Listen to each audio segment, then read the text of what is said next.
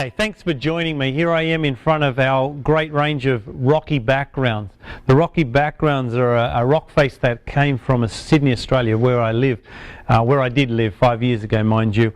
Anyway, we've turned that into all these different sizes, right down from a 10 gallon, a 20 by 12 background, all the way up, just off the shelf background size, all the way up to a 72 by 28.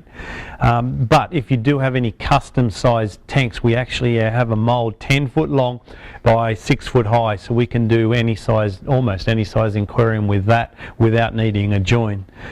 The rocky background also is the piece that we use when we're doing overflows. So if you have an aquarium where you have some overflows, then typically this will be the piece that we use, and we'll use it and bend it to do back overflows, which are three-sided like that, or the corner ones, which will be two-sided. So makes it a bit easier because it doesn't have so much dimension.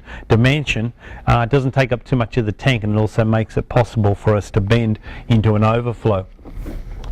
If you do use this, then you're not taking up much of your tank, so often you'll want to decorate a bit more, giving a bit more three-dimension to your tank, either by using wood or using some of the decoration rocks we have, or even some real rocks that you might have collected over the years.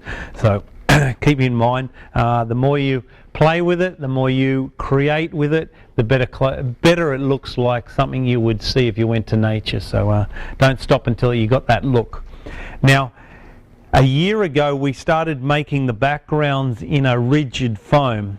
We have been making products out of foam for many years, but not as a complete item. So now, instead of the flexible like this, we have the rigid like this. So same mold, same color, but you cannot bend it. So if you do try and bend it, you might crack it or break it. So just be very, very careful. If it's a bit of a tight fit, you might need to actually cut it to fit your size aquarium. So just a little saw, small tooth saw, will cut this quite well. Even scribing it with a really sharp bladed knife and then snapping it when it's cut through can make this fit your tank. So just be careful. If you do break it, then you can silicone it back with some silicone, or even Gorilla Glue works really, really well with that.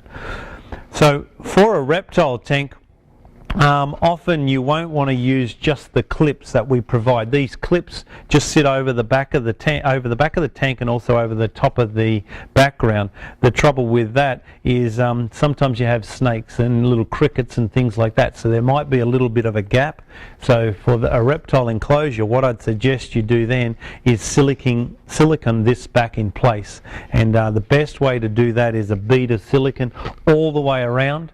Get yourself some crushed rock that's similar colours to this, some sands, sprinkle that in, and then dab that with a paintbrush while it's still wet to get the texture of exactly what the rock face looks like. You can also just put some silicone on the furthest points that come back and touch the glass, but that doesn't seal it from insects. So for reptiles, best way, as I said, all the way around with the silicone.